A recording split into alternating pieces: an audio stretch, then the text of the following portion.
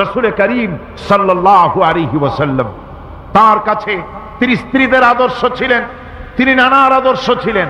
ইমাম হোসাইনকে তিনি কোলে নিচ্ছেন, ঘাড়ে উঠছে বাচ্চা, বুকের উপরে উঠছে। একজন সাহাবী বলছেন, হুজুর বাচ্চা পেলে আপনি এত আদর করেন, আমার তো ৬-৭টা ছেলে মেয়ে, আমি মোটে কোলেও নিই না, আর জীবনে একবার চুমাও খাই না, আমার মোটে ইচ্ছাই করে না। হুজুর বললেন, আল্লাহ যদি তোমার দিলের মধ্যে রহম পয়দা না করেন তো আমি কি করতে পারি? হুজুর বাচ্চাকে নিয়ে আদর করছেন। ইমাম হোসাইনকে বলছেন, হোসাইন কে বড় বলো তো, তুমি বড় না আমি বড়? হোসাইন বলছেন, নানাজি আমি আপনার থেকে বড়। আশ্চর্য কথা, তুমি আমার থেকে বড় কিভাবে? হোসাইন বলছেন, নানাজি বলুন তো আপনার পিতার নাম কি? হুজুর বলছেন, আমার পিতার নাম আব্দুল্লাহ। হোসাইন বলছেন, এই আব্দুল্লাহ এই পর্যন্তই শেষ, আপনি তো আমার পিতার মতো পিতা পান নাই, আমার আব্বার মতো আব্বা আপনার আছে। আমার আব্বাকে বলা হয় আসাদুল্লাহিল গালিব, সমস্ত কাফেরদের জন্য বিজয়ী বীর বাঘ আমার আব্বা। এবং আমার আব্বা সম্পর্কে আপনি বলেছেন, আনা মাদিনাতুল ইলম ওয়া আলিয়ুম বাবুহা, আমি হচ্ছে একটি জ্ঞানের রাজ্য, আর আলী হচ্ছে সেই রাজ্যে প্রবেশের প্রধান তোরণ। আমার বাপের মতো বাপ আছে আপনার? হুজুর আশ্চর্য হয়ে গেলেন, বাচ্চা বলে কি? হোসাইন বলছেন, নানাজি এবার কোন তো দেখি, এবার বলুন তো দেখি আপনার মায়ের নাম কি? হুজুর বলছেন, আমার মায়ের নাম আমেনা। হযরত হোসেন বলছেন, এই আমেনা পর্যন্তই শেষ, কয়জনে চিনবে কর? আমার মায়ের মতো একটা মা আপনার আছে? আমার মায়ের মতো একটা মা আপনি পেয়েছেন? আমার মাকে চেনেন? আমার মা হচ্ছেন জান্নাতের সাইয়্যিদাতুন নিসা, জান্নাতের সমস্ত মহিলাদের সরদারিনী আমার মা ফাতিমাতুজ জাহরা রাদিয়াল্লাহু তাআলা আনহা। আমার মায়ের মতো একটা মা আপনি পেয়েছেন? হোসেন বলছেন, নানাজি আরো বলবো নাকি? কয় হ্যাঁ বলো। বলছেন, নানাজি এবার কোন তো দেখি আপনার নানার নাম কি? হুজুর বলছেন, আমার নানার নাম আব্দুল ওয়াহাব। হোসেন বলছেন, এবার আপনি মানুষের কাছে জিজ্ঞেস করেন কয়জন এই আব্দুল ওয়াহাব রয়েছেন? আপনি কি আমার নানার মতো একটা নানা পেয়েছেন? আমার নানাকে আপনি জানেন? আমার নানা সাইয়্যিদুল মুরসালিন, আশরাফুল আম্বিয়া, রাহমাতুল লিল আলামিন, বিশ্বনবী জনাব মুহাম্মদ রাসূলুল্লাহ সাল্লাল্লাহু আলাইহি ওয়াসাল্লাম। রাসূল করিম সাল্লাল্লাহু আলাইহি ওয়াসাল্লাম হোসাইনকে বুকের সাথে জড়িয়ে ধরে হোসাইনের ঠোঁটের উপরে, তার চিবুকের উপরে, তার গণ্ডদেশে, তার কপলে বারবার চুমো খেতে লাগলেন আর বললেন, নানা আমি আজকে তোমার সামনে হেরে গেলাম। সুবহানাল্লাহ ওয়া বিহামদিহি। কি আদর করতেন তিনি বাচ্চাদেরকে। রাসূলুল্লাহ রাস্তা দিয়ে যেতেন আর বাচ্চারা খেলাধুলা ছেড়ে রাসূলের কাছে ছুটে আসতো। একবার তো রাসূলুল্লাহ একটা বাচ্চার মাথায় হাত বুলিয়ে খেলা ছেড়ে দিয়ে ছুটে আসছে। হুজুর তাকে জিজ্ঞেস করলেন, তোমার সাথে যে পাখিটা থাকতো সেই লাল পাখিটা কই? ছেলে তো কেঁদে ফেললো। ছেলে বলে ফেললো যে আপনি বিশ্বনবী, আমি একটা ছোট্ট মানুষ, আমার পাখির খবর আপনি রাখেন। সুবহানাল্লাহ ওয়া বিহামদিহি। রাসূলুল্লাহ তার চরিত্র দিয়ে মানুষকে জয় করেছিলেন, মহব্বত দিয়ে। তরবারি দিয়ে ইসলাম প্রতিষ্ঠিত হয় নাই, ইসলাম এসেছে মহব্বত দিয়ে, উদারতা দিয়ে, ভালোবাসা দিয়ে। তরবারি দিয়ে ইসলাম বিজয় হয় নাই পৃথিবীর বুকে। আল্লাহ রাব্বুল আলামিন বলেন, وَقُلْ لَهُمَا قَوْلًا كَرِيمًا, মা বাবার সঙ্গে সম্মানজনক কথা বলো, খবরদার বেয়াদবি করবে না।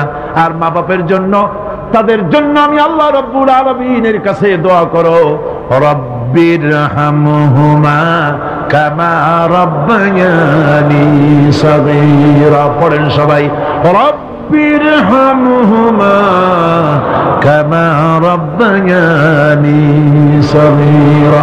আল্লাহ রাব্বুল আলামিন শিখায় দিলেন বান্দারে, তোর মা বাপের জন্য আমার কাছে দোয়া করায়। আল্লাহ আমার মা বাপ যেমন ছোট্টবেলায় আমাকে স্নেহের কোলে লালন পালন করেছে, মাবুদ গো আমার মা বাপকে তোমার রহমতের কোলে লালন পালন করো। আল্লাহ শিখায় দিচ্ছে। হাদিস শরীফ এসেছে, হুজুর বসে আছেন মসজিদে নববীতে, সাহাবায়ে কেরাম বসা। এক বৃদ্ধা মহিলা প্রবেশ করেছেন মসজিদে, হুজুর তাকে দেখে দাঁড়ায় গেলেন। মহিলা আসার পর নবীজি নিজের গায়ের চাদর বিছিয়ে দিলেন। মহিলা চলে যাওয়ার পর সাহাবায়ে কেরাম জিজ্ঞেস করলেন, হুজুর একজন সাধারণ মেয়ে লোকের জন্য হুজুর নিজের চাদর বিছাইলেন, বুঝলাম না ফজিলত কি, চিনলাম না মেয়ে লোকটাকে।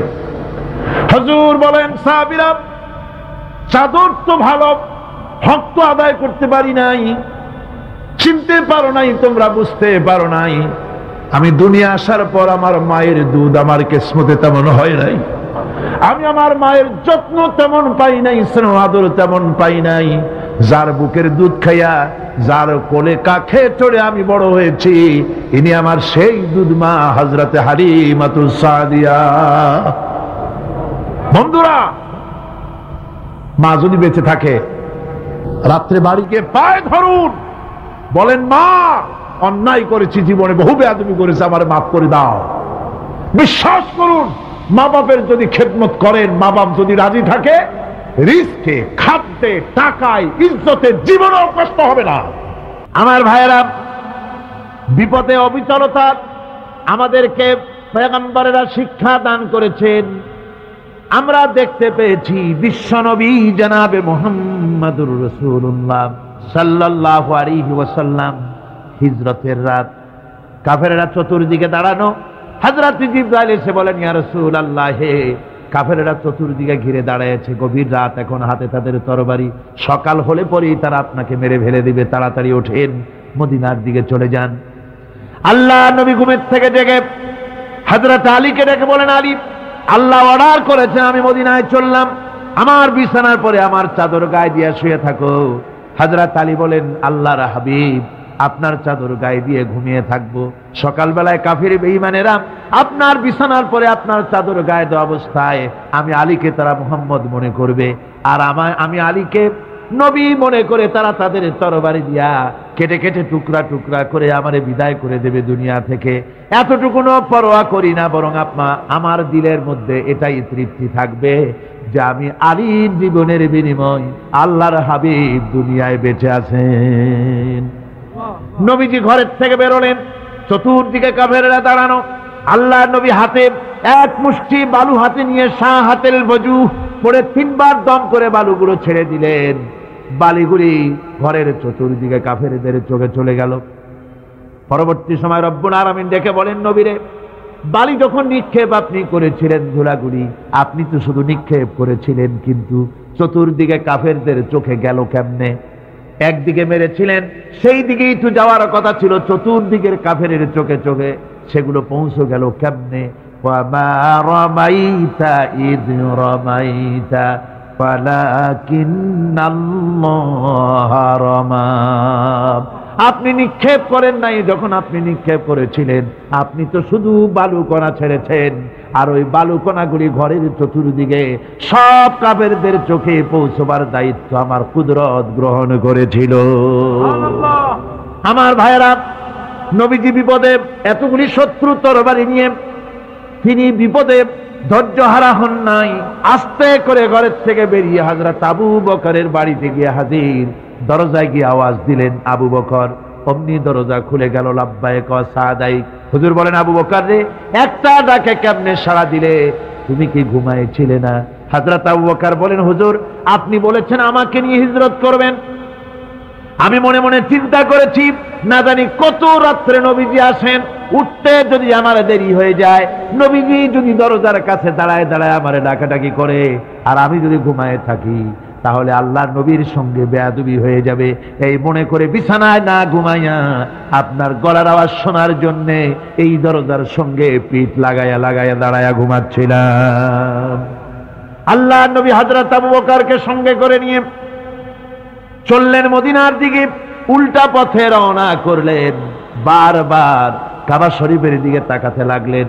বুখারী শরীফে এসেছে, নবীজি বারবার কাবার দিকে তাকিয়ে বলতেছেন, রে কাবা, বড় আশা ছিল তোর কাছে থাকবো, তোর খেদমত করব, কিন্তু তোর নিষ্ঠুর সন্তানেরা তোর কাছে আমারে থাকতে দিল না রে। আল্লাহ নবী মিসফালা দিয়ে জাবালে কেদোয়ার উপর দিয়ে চলে গেলেন জাবালে সুরে। গুহার কাছে যখন গিয়েছেন, হযরত রক্ত হয়ে গেল। হযরত আবু বকর রাদিয়াল্লাহু তাআলা আনহু বলছেন, হুজুর আর উপায় নাই, দিন হয়ে গেল, এখন বুঝি ধরা পড়ে যাব, ওই গুহার মধ্যে গিয়ে আশ্রয় নেই। তবে আপনি দাঁড়ান, গুহার ভিতরে পাহাড়িয়া গুহা, বিচ্ছু থাকতে পারে, সাপ থাকতে পারে, আমি আগে ঢুকি। যদি কোনো হিংস্র প্রাণী থাকে আমার উপর দিয়া আঘাত হয়ে যাক, আল্লাহর নবী হেফাজতে থাকুন।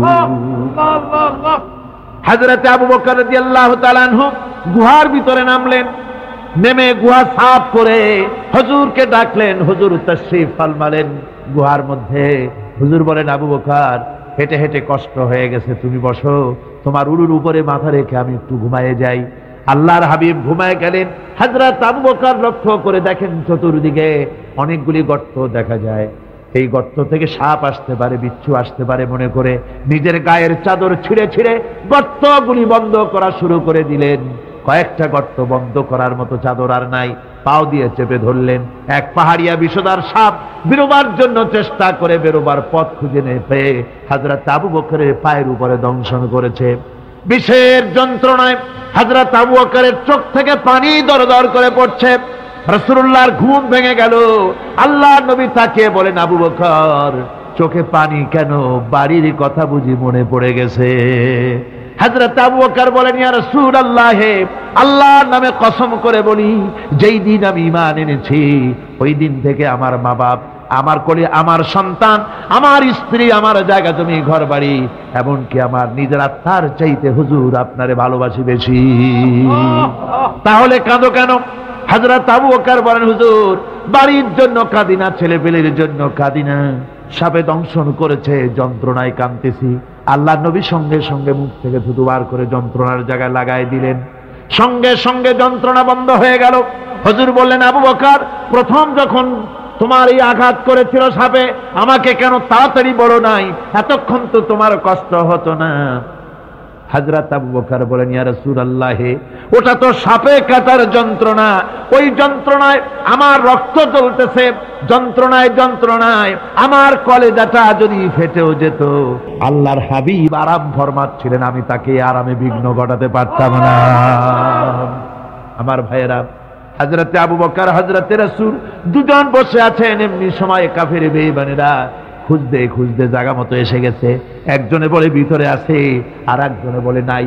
পায়ের যদি থাকবে তাহলে মাকড়সায় জাল বুনালো কি করে, পাখি ডিম পেড়ে বসে আছে কি করে, তাদের সন্দেহ হতে লাগলো।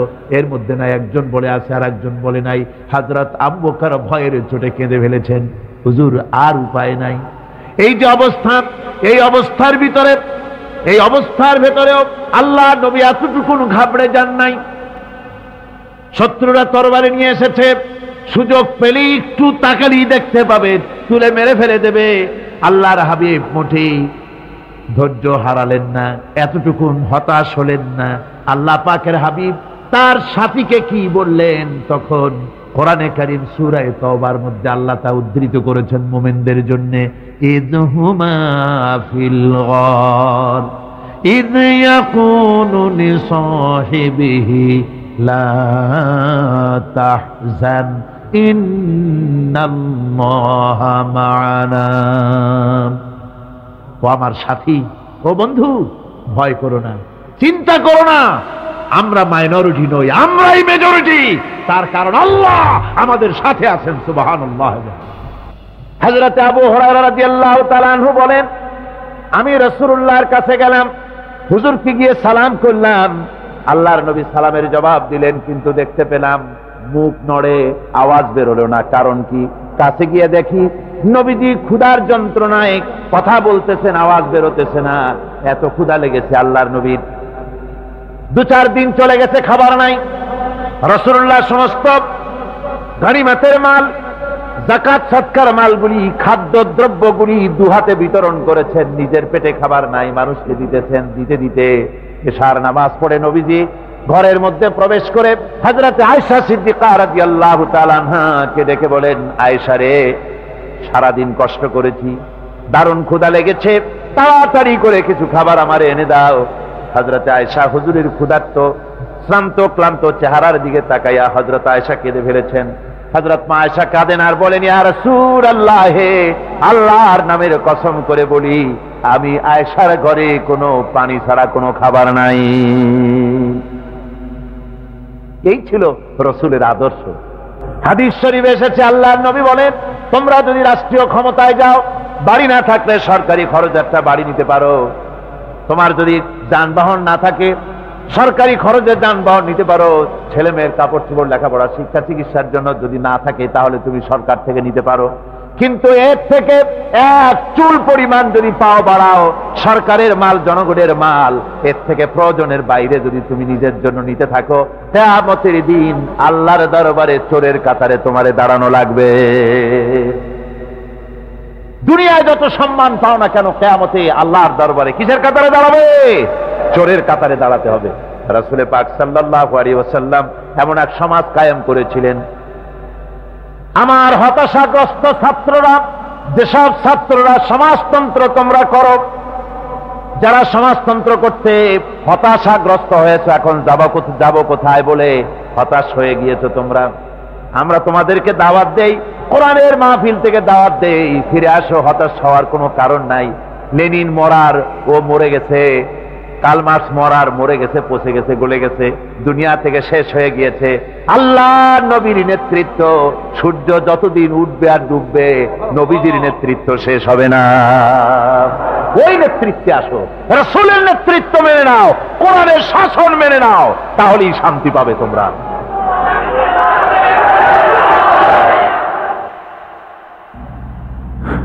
আল্লাহর নবী দুপুরে আরাম করতেছিলেন।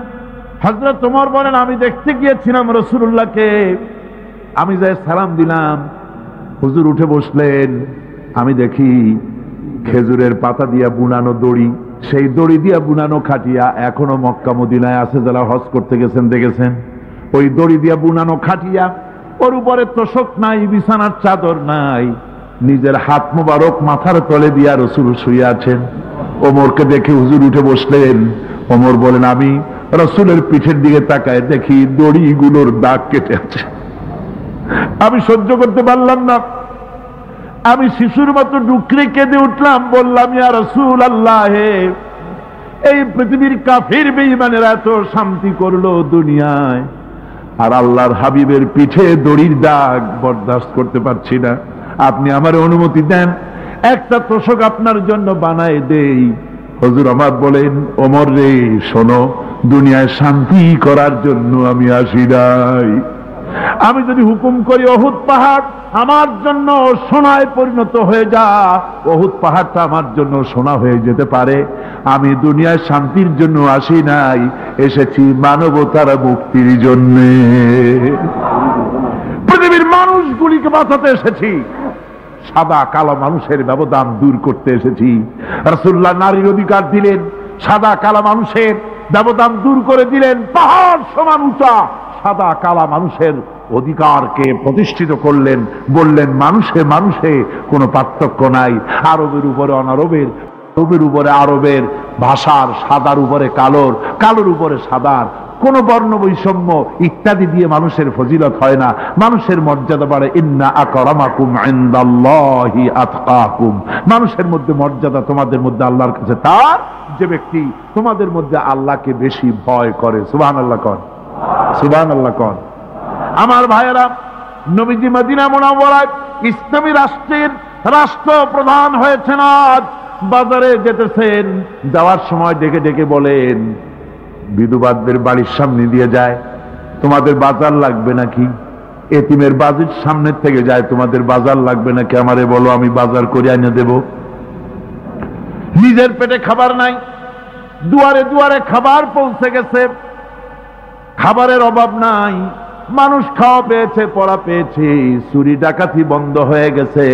হুজুর বলেন, খায়রুল কুরুনে কারনি, সর্বশ্রেষ্ঠ যুগ আমার যুগ। সুদ বন্ধ হয়ে গেল। রাসূলুল্লাহ বললেন, সুদ আর চলবে না, হারাম। সুদ বন্ধ হয়ে গেল। হুজুর ব্যাংক চালু করে দিলেন। ব্যাংকের নাম হলো বাইতুল মাল। কি নাম হলো? এই ব্যাংক যেদিন রাসূলুল্লাহ উদ্বোধন করেন, আল্লাহ নবী বাইতুল মাল ব্যাংক উদ্বোধনের দিনে যে বক্তৃতা করলেন, বুখারীতে সেই বক্তৃতা লেখা হয়ে গেল। আল্লাহ নবী বলেন, মান তারাকা দায়নান আও দিয়ান ফালাইয়া, আমার এই রাষ্ট্রের ভিতরে কোন মানুষ যদি ঋণগ্রস্ত অবস্থায় মারা যায়, আর ঋণ পরিশোধ করার মতো অর্থ যদি তার কাছে না থাকে, তাহলে তার ঋণ পরিশোধের দায়িত্ব তার বিধবা স্ত্রী আর তার এতিম বাল বাচ্চার সব দায়িত্ব আমি মুহাম্মদ সাল্লাল্লাহু আলাইহি ওয়াসাল্লাম আমার কাঁধের উপরে উঠাইয়া নিলাম। এমন সুন্দর রাষ্ট্র চালু হয়ে গেছে, মানুষ খাবার পেয়েছে, পড়ার পেয়েছে। বুড়োরা যাদের কাজ নাই, বুড়ো মানুষ কাজ করতে পারে না, তারা বসে বসে খাবারের ব্যবস্থা হয়ে গেছে। যুবকদের চাকরি হয়ে গেছে, বেকার কেউ আর বেকার নাই, সব কাজে ব্যস্ত হয়ে গেছে, মানুষের কাছে কাজ মিলেছে। কৃষক তাদের উৎপাদিত পণ্যের সঠিক মূল্য পাচ্ছে, শ্রমিক শ্রমের মর্যাদা পাচ্ছে, শ্রমিক মর্যাদা পাচ্ছে।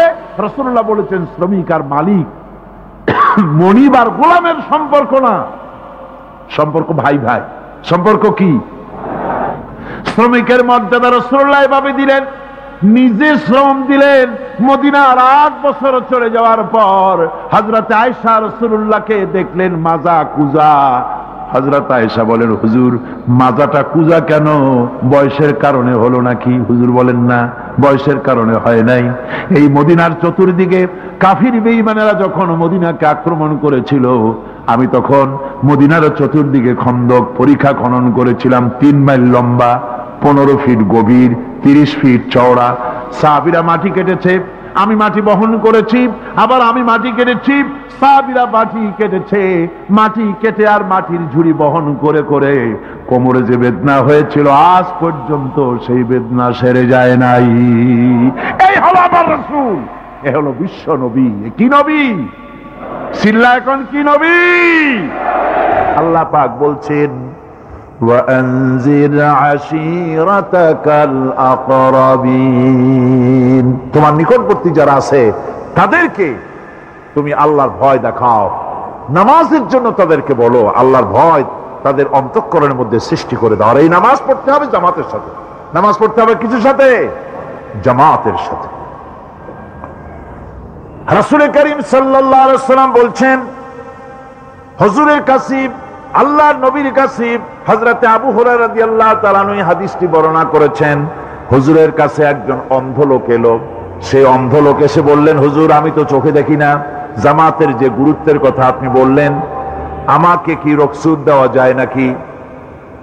আমি অনেক সময় সাথী সঙ্গী পাই না, আমাকে কি রুখসত দেওয়া যায় নাকি? হুজুর বললেন, হ্যাঁ তোমাকে রুখসত দেওয়া গেল। অন্ধ যখন হেঁটে যাচ্ছিলেন, নবীজি তাকে আবার ডাকলেন, ডেকে জিজ্ঞেস করলেন, অন্ধ নামাজের মসজিদের আজান কি তোমার কানে যায়? বলে, হ্যাঁ আমি আজান শুনি। হুজুর বললেন, আজানের জবাব দিবা, মসজিদে এসে জামাতে নামাজ পড়বা। একজন অন্ধকে রুখসত দেওয়া হয় নাই। মসজিদে আজান শোনার পর ঘরে বসে যদি নামাজ আদায় করেন, নামাজের হক আদায় হবে না। হুজুর সাল্লাল্লাহু আলাইহি ওয়াসাল্লাম বলেছেন, মসজিদে আজান হওয়ার পর যে ব্যক্তি ঘরে বসে নামাজ পড়ে, আমার ইচ্ছা হয় ঘরটা আগুন দিয়ে জ্বালায় দেই। কে বলতেছেন? রাহমাতুল লিল আলামিন, রাহমাতুল লিল আলামিন বলতেছেন। ঘরের মধ্যে যদি মেয়ে লোক আর বাচ্চারা যদি না থাকতো, তাহলে আমার ইচ্ছা হয় আমি বলি আগুন দিয়ে ঘরটারে জ্বালায় দাও। এই ঘরের মহব্বতেই তো সে বাইর হয় না। নামাজের এত বড় গুরুত্ব দেওয়া হয়েছে। আমার বন্ধুগণ, এই নামাজের জামাতি আল্লাহর নবী জীবনের শেষ নামাজ জামাতে আদায় করেছেন। জীবনের শেষ নামাজটাও জামাতে আদায় করলেন। তখন তার এমন অবস্থা, এত অসুস্থ, দাঁড়াতে পারেন না, হাঁটতে পারেন না।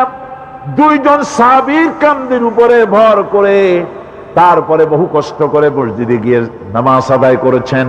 খুতবা দিয়েছেন, বললেন, খুতবা দিতে গিয়ে বললেন, আজ থেকে মসজিদে নববীর চতুর্দিকের সকলের দরজা বন্ধ হয়ে যাবে, শুধু আবু বকরের দরজাটা খোলা থাকবে। আল্লাহর নবী বললেন, আল্লাহ রাব্বুল আলামিন এই পৃথিবীতে তার এক বান্দাকে জাগতিক সব সম্পদ দিতে চেয়েছিলেন, কিন্তু সে বান্দা সব জাগতিক সম্পদকে উপেক্ষা করে মাবুদের সঙ্গে দেখা করা বেশি জরুরি, বেশি পছন্দ মনে করেছেন। এতটুকুন কথা নবীজি বললেন, কেউ কিছু বুঝলো না। হযরতে আবু বকর রাদিয়াল্লাহু তাআলা আনহু হুজুরের এই কথা শুনে কাঁদতে কাঁদতে তিনি অস্থির হয়ে যাচ্ছেন। সাহাবীরা চিন্তা করলেন, হুজুর কার কথা বলেছেন, তাতে কান্নার কি আছে? বয়োবৃদ্ধ জ্ঞান বৃদ্ধ হযরত আবু বকর রাদিয়াল্লাহু তাআলা বুঝতে পেরেছেন এই পৃথিবীর সব সম্পদ তো আল্লাহ হুজুরকেই দিতে চেয়েছিলেন। তিনি সমস্ত সম্পদকে উপেক্ষা করে তার মাবুদের সঙ্গে দেখা করার জন্য প্রস্তুতি নিয়েছেন। তার মানে হলো আল্লাহর নবী বিদায় হয়ে যাবেন, আমরা নবী থেকে এতিম হয়ে যাব। নবীজি ঘরের মধ্যে প্রবেশ করলেন, প্রচন্ড জ্বর এলো। এই প্রচন্ড জ্বর নিয়ে তিনি শুয়ে আছেন, কখনো বেহুশ কখনো হুশ। এর মধ্যে সারা আযান হয়ে গেল। সাহাবীরা বহুক্ষণ অপেক্ষা করে হযরত আবু বকরের ইমামতিতে নামাজ শুরু করলেন। হুজুরের হুশ এলো, প্রশ্ন করলেন, আয়েশা রে এখন কোন সময়? হযরত আয়েশা বলেন, ইয়া রাসূলুল্লাহ, মসজিদে নববীতে নামাজ শুরু হয়ে গেছে। সাহাবীরা অনেকক্ষণ অপেক্ষা করে আমার বাবার ইমামতিতে নামাজ পড়তেছে সবাই, কিন্তু সাহাবীরা কেঁদে কেঁদে নামাজের মধ্যেই কাঁদতে কাঁদতে অস্থির হয়ে যাচ্ছে। তাদের মনের ধারণা হয়েছে নবীজির পেছনে নামাজ পড়ার কিসমত থেকে তারা মাহরুম হয়ে গেল। নবীজি বলেন, আয়েশা দরজা খুলে দাও আর আমার মাথাটা একটু উঁচু করে ধরো, আমি একটু নামাজের দৃশ্যটা দেখি। দরজা খুলে দেওয়া হলো, নবীজির মাথা উঁচু করে ধরা হলো। নামাজের জামাতের দৃশ্য দেখে নবীজি আবার শুয়ে পড়লেন। হযরত আয়েশা লক্ষ্য করে দেখেন নবীজির দুই চোখের কোনা দিয়া পানি পড়তেছে। মা আয়েশা জিজ্ঞেস করেন, ইয়া রাসূলুল্লাহ, নামাজের দৃশ্য দেখে চোখে কেন পানি এলো? হুজুর বলেন, আয়েশা রে এটা কোনো দুঃখের পানি নয়, এটা তৃপ্তির পানি। এই যে জামাত নামাজ পড়তেছে লোকেরা, এই জামাত কায়েমের জন্য তায়েফের ময়দানে অনেক রক্ত আমার ঝরেছে। উহুদের ময়দানে দান্দান মুবারক শহীদ হয়েছে, সাহাবায়ে কেরাম জীবন দিয়েছে। এই যে জামাত আমি দেখতে পেলাম, ভবিষ্যতের একটা ছবি যেন চোখে ধরা পড়লো। আমার মনে হলো কিয়ামত পর্যন্ত এই পৃথিবীতে আমার যত উম্মত আসবে তারা এইভাবে করে জামাতে নামাজ আদায় করবে।